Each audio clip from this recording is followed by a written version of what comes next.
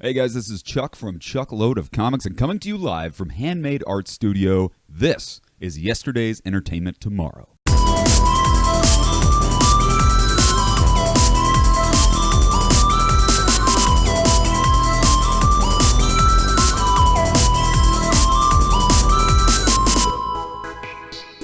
Welcome everybody to the latest episode of Yesterday's Entertainment Tomorrow. I'm Ryan McClellan. We have the latest in the Key and Peele television name change scandal. For those unfamiliar, the television show Key and Peele is back in the news. Quite a number of years after its creators completely abandoned the show on us. Well, at least to move on to some more respectful work. For weeks, Jordan Peele has been pressing for a name change. As since the end of the comedy show that ran on Comedy Central with his comedy partner, Keegan-Michael Key, he has received numerous accolades and has surpassed his former creative partner in many awards, including the Academy Award. Peele has continued to press Comedy Central heads to have his name moved in the show's title, having Key and Peele renamed to Peele and Key. Peele has been quoted as saying, "Look, Keegan is great. I mean, the man has a Peabody. But me, my man right here, he's on his way to a REGOT. Getting a REGOT in itself is a difficult task, as only two actors in history have accomplished this honor. Liza Minnelli, Tracy Jordan. Now, one man affected by the shift in name is the man whose name will be shifted. That man is Key and Peele star Keegan-Michael Key. And on Thursday, he actually had this to say on the controversy. You don't get hung up on your memories together. You know what I'm saying? The person is toxic in your life. Then burn a bridge. You know what I mean? I wish I'd done this now, and I regret it. You know what I mean? I feel you, Keegan. I do know what you are saying. Is it Keegan-Michael? Because he has the hyphen, like, the people like go, "Hey, Keegan-Michael!" Or is it just like Keegan? Or is it like K-M? I'm thinking way too much into this. But yet has a suggestion that might make both parties happy. Why not just change the name to P and Keel? I like it. But FYI, all of this could have easily just been avoided if Keegan would have been nominated for an Oscar for Don't Think Twice. Haven't seen it? Yeah. That's why the man doesn't have his own Oscar too. Terminator Dark Fate, aka Terminator 6, aka Terminator 3 Part 4, bombed at the box office. And that's despite everyone saying it's the best one since Part 2. But honestly, Dark Fate is the latest film to fail when it attempts to be a reboot and a sequel. Sometimes those reboot sequels aren't very good. So today, Yet has coined a term that will be known worldwide. It will definitively be the one term known for reboot sequels that kind of suck. And that name is Reekquels. Movies that are reboots, sequels, but aren't that good. Reekquels. I'm sorry to see Dark Fate being the latest requel to bomb at the box office. And we'll just wait to see what the next requel will be to hit theaters, because we have a ton this holiday season. Streaming services are popping up left and right, with HBO Max, NBC's Peacock, Apple TV Plus, and even AMC's Theaters on Demand jumping into the game. AMC Theater. This week, 3 more streaming services jumped into the game, all catering to some very unique and niche audiences. Family Dollar announced their Family Dollar $1 streaming service sensation. And this service features unique titles like Teeth, The Mangler, Geek Maggot Bingo, Rubber's Lover, Mom and Dad Save the World, and Kung Fu from Beyond the Grave. Not to be outdone, Sunshine Biscuits also is diving into the streaming service with their Cheez-Its Cheesy Cinema Classics, bringing you the finest cheesy films this side of Birdemic 2, The Resurrection, like Kazam, Megaforce, Trailer Park of Terror, Just Married, Life After the Buffet, Bugsy Malone, Judge Dredd. No, the Stallone one. And The Pirate Movie. Finally, for those who suspect everyone, comes Tampax Plus. Good murder, good cries, and more good murders. Tampax Plus will bring you classic Hallmark and Lifetime films like Last Christmas Wish, Sad Christmas Story, Tissues Required, Super Lame Rom-Com, Woman Murdered by Husband, Woman Murders Husband, Murdery Marriage, Murder, Generic Dean Cain Christmas Magic Crap, and all sorts of other fantastic films that someone's probably going to get murdered in or probably celebrate some kind of fantastic Christmas. All three services will launch first quarter 2020. Prices are to be determined.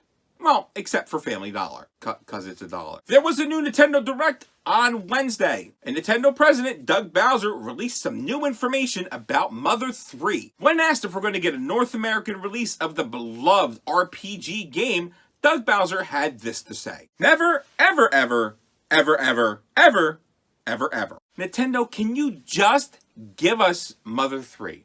What are you waiting for? You gave us Earthbound. You gave us Mother 1. Why is it so hard to give Nintendo fans what they want? And you know what's a shame? Tomato Mandolin and the Earthbound community already translated the entire game into English. Way back in like 2006 with the final version in 2008. Come on, Nintendo. Charge $30. Charge $40. I don't care. I want the game. So just give me my Mother 3. Get on it. Get on it. Yet's connoisseur collectible correspondent Nick New York Guzman was forced by his girlfriend last weekend to clean his closet. But the most awesome thing happened. Nick found a mint-in-the-box Teenage Mutant Ninja Turtle waffle maker. Why the hell would you buy something like that and leave it in the damn closet? So Nick decided maybe it was time to see if this waffle maker was worth a little cheddar cheese. So he traveled to Collector's Corner over in Bristol Borough, PA, to see if he could make some bread off of his waffle maker. Boy, Nick here, over here, got this Ninja Turtles waffle maker. Do you know what goes good with turtle backs? Waffles. Jesus Christ. But anyways, we're gonna go to Collector's Corner. We're gonna see if maybe we can make a buck or two on some turtle waffles. Cowabunga. What? Dude. Oh, look at that. That's so cool. Look at that joke picture. Dude, I done died and fell to heaven.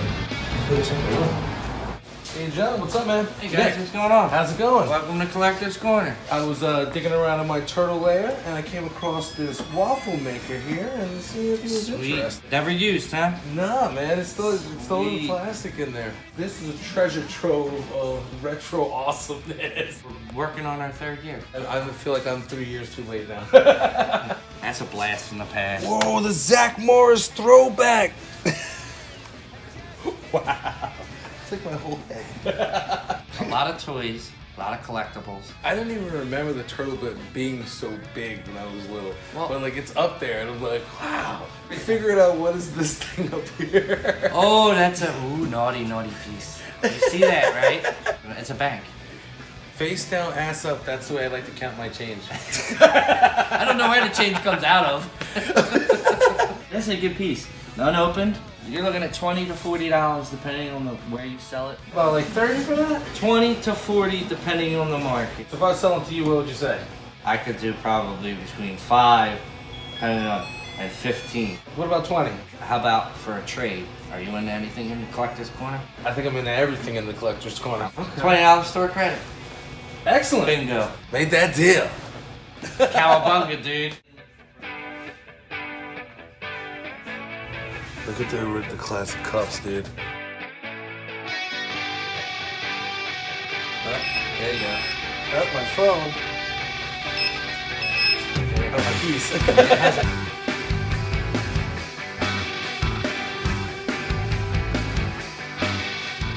This is probably the coolest store I've ever seen. That's rad. Oh, look at this classic Kellogg's poster.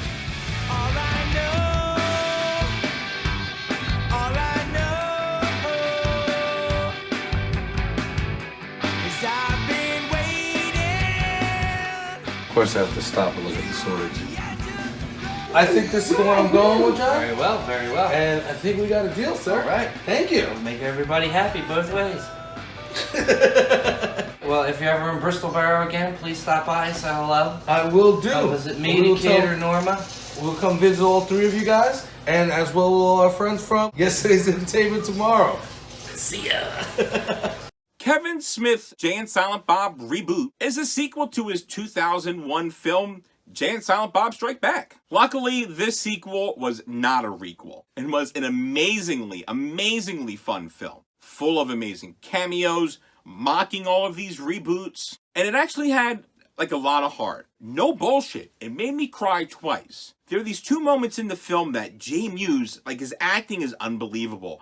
And I was just sitting there choked up and I'm crying in the theater and I'm like, I can't believe I'm crying in a Jay and Silent Bob movie. Alright, I'm a little bitch. But Jay and Silent Bob Reboot really is that good. My quick review. While a total rehash of the 2001 film, Reboot just does this on purpose. The huge monster standout of this movie is Smith's daughter, Harley Quinn Smith. The girl just has real acting chops, and between this and Once Upon a Time in Hollywood, I really can't wait to see what great roles she plays in the future. The film is for View Askew fans, so for those totally unfamiliar with the movies, what the f***? These movies have been out for like 25 years. Now you're choosing to jump on?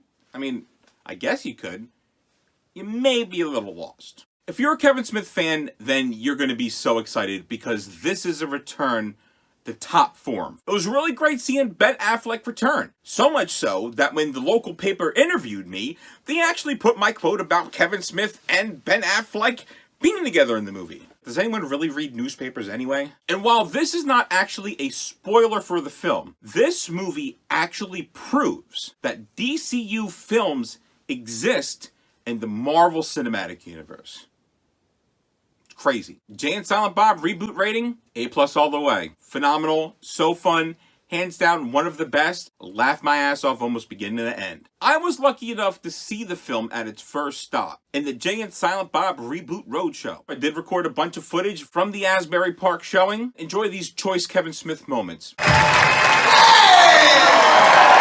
Ladies and gentlemen, greetings from Asbury Park. Welcome, one and all, to the very start of the Jay and Silent Bob Reboot Roadshow tour. There was only one place in the world that this tour could possibly start, and that was Chicago originally. And I looked at the list, I was like, this ain't fucking right. Ladies and gentlemen, 25 years ago tonight, Clerks debuted in New York and Los Angeles. I'm very excited to be here. Very excited you guys are all here. The significance of us being here, ladies and gentlemen, in Asbury Park doing this show is pretty big for us. Years ago, before we made Dogma, you know, Jason had a bit of a drug problem and stuff. That period of time, Jason was living with me in Oceanport, and every morning we would wake up at like 5:30, and he's just like, we gotta go to Asbury Park and stuff. And I was like, oh, okay. And so I get dressed, we get in the car, and we drive down to Asbury Park, a couple blocks from here, where there was a methadone clinic, and there's a line of people. We did that every fucking day. We'd pull up to the methadone clinic, and people would lean against the wall, and they'd look at us occasionally, and then they'd look back, and then they'd be like, holy shit, Jay and Silent Bob have a real fucking problem. You should have held the screening at the methadone clinic. Yes. This is the movie I lived through death to make and shit, just to be emo about it. The good news is, they liked the movie so much at Universal, they're like, what do you want to do next? And I said, Mallrats 2, and they said, okay. Before that, we're going to return to the scene of the crime, ladies and gentlemen, and make Clerks 3. Welcome back to the View Askew universe, ladies and gentlemen. You're going to see a lot of it for the next few fucking years. You can actually check out the longer version of that by going into the description below. Our second winner of a Jason Voorhees minifigure is YouTuber Moto Dork. This is one of two amazing contests we have going. The other features a 4K Wizard of Oz and a Rock and Roll Hall of Fame DVD box set, a Lady Chucky figurine and Leatherface plushie, and the NES Zapper with Super Mario Brothers and Metal Gear cards. And look, the contest really has like no views right now. Not a lot of entries. I mean, if this was like a girl gaming video, how many views would that have? No. Go back. How do I go back? Yeah. Exactly. Look for the links in the description below, click on them, subscribe, hit that bell, make a comment, learn the rules, and win. Nick, Jess, and I would like to welcome Yet's final cast member to the team, Amanda. I'm not doing like an intro thing, right? Okay, alright, never mind. As we prep to move into our actual studio, you'll be seeing a lot more of them, and possibly less of my dumb face. I'm Ryan McClellan. Good night, and have a pleasant tomorrow. Yesterday.